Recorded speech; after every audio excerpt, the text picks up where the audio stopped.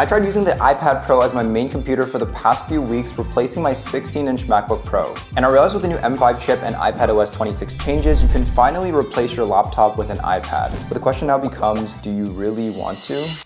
Today I'll be sharing why the new iPads are more powerful than ever, but still face real limitations when it comes to daily use that might make you think twice before choosing to replace your laptop. If you're new here, my name is Aaron and I make tech videos from the perspective of a daily user, not a tech reviewer, so if you want to see more videos like this, be sure to subscribe. Okay, before we get into the pros and cons of using an iPad to replace your laptop, I want to quickly share my workflow so you get a sense of what I do on a day-to-day basis and see how similar it might be to how you use a laptop. So I'm working on launching my own brand right now and I work remotely either in the home office or at different cafes around the city. I use a mix of Gmail and Outlook for emails, Google Drive for shared folders, Google Meets for meetings, Notion and Apple Notes for research and typing, Microsoft Office for all other types of docs, Canva for marketing, CapCut for video editing, and then whatever other apps come up on an as-needed basis. Of course, I also create content which involves researching, scripting, sorting through footage, editing, and then Procreate for designing thumbnails, which I think is the only iPad native app that I use in my workflow. And I'm saying this because my whole business and livelihood is basically on a computer, so it almost feels weird to try and move all of that onto a device that's literally thinner than the iPhone Air. All right, after testing iPadOS 26 on the M4 and M5 iPads over the past few months, I've been pleasantly surprised that Apple's made a lot of the changes that many of us were asking for in last year's M4 iPad Pro feedback. I do want to preface that a lot of the best changes in iPadOS 26 require you to have a keyboard setup of some kind, like having a real cursor now for your mouse instead of the blob that we used to have. This lets you be way more precise when navigating the iPad without the touchscreen, and it's just a lot closer to what a real laptop feels like, although it's not quite perfectly accurate still. And then there's a new windowed apps mode, which is amazing and way better than the old Stage Manager, as it allows you to have as many windows as you want open, switch between them, and multitask much more intuitively than before. Like, this mode remembers the size and placements of your windowed apps, just like Mac or Windows does, and it doesn't appear to have a maximum number of windows that you can have open anymore. To be honest, seeing these windowed apps on my iPad was the first time I felt like the iPad was truly a real computer and no longer just a tablet with a keyboard attached to it. So in any app, you can just go to the top here and change it from full screen to windowed. And I think this is definitely more useful for people using their iPad with accessories like the Magic Keyboard, and way more useful on the 13-inch iPad over the 11-inch one, because the screen here still feels just a little too small to feel like a true laptop in my experience. There's also a new menu bar within each app similar to the one you'd find on Mac OS, and it's really useful in some apps like the revamped Files app, where you have things like the Go to Folder feature,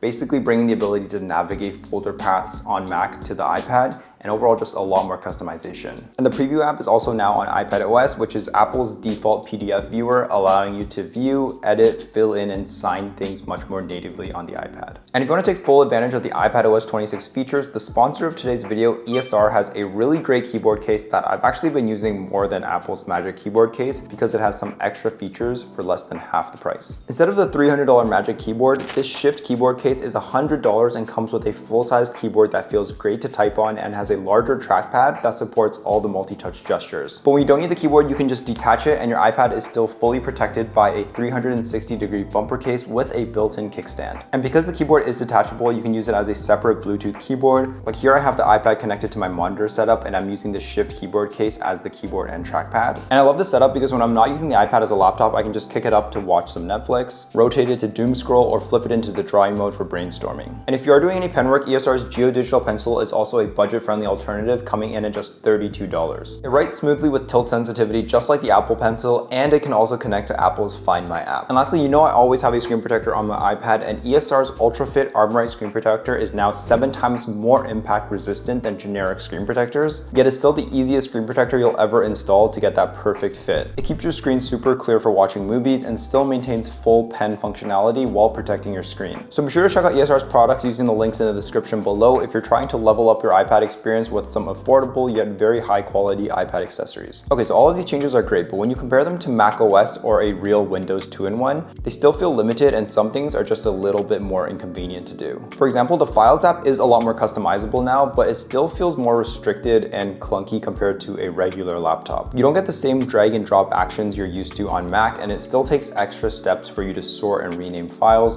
which adds up if your daily daily work requires a lot of fast file management. And there's still other workflow issues I run into with iPad OS. Most professional apps are either unavailable or offer a limited version on iPad OS that's more similar to the mobile version than the desktop version. For example, in the Gmail app, you still can't insert hyperlinks or open one email in the background while checking something else from another email. Of course, you can still use the Gmail website in this case, and I have done that before, but for other apps like editing on DaVinci Resolve, you don't get the full feature set that professionals need on the iPad version, and there's no way for you to install the Mac or Windows versions. Another example is you actually can't play two audio sources at once. So if you have a video playing or you have like background music and you play one of them, the other one is going to stop. So yeah, if you're someone who uses professional software or just needs the full functionality of software like Microsoft Excel or PowerPoint, you're not going to get that full laptop experience on the iPad. And that's not even getting into the systems level control that the iPad is just inherently limited by, like certain plugins or utilities that power users will need. And for someone like me, where most of my workflow needs aren't limited by iPad OS anymore, a lot of times it just feels less convenient to do things on the iPad because of the small things adding up, like the Gmail app, like the cursor being less precise, and like the ability to not be able to play two audio sources at once. So for myself and a lot of you watching, I always get questions like, can this iPad replace my laptop as a student? The answer is you could replace your laptop with an iPad, but the question you should be asking yourself is whether you want to, especially given all of these small compromises that you might have to make in the process. And then the last thing is that by the time you get an iPad with the right accessories from Apple, it's basically the same as a laptop in terms of size, weight, and price, except it's even less enjoyable because you can't really use it on your lap or uneven surfaces as easily. Okay, I want to wrap up by being a little bit more fair to my iPad crew, because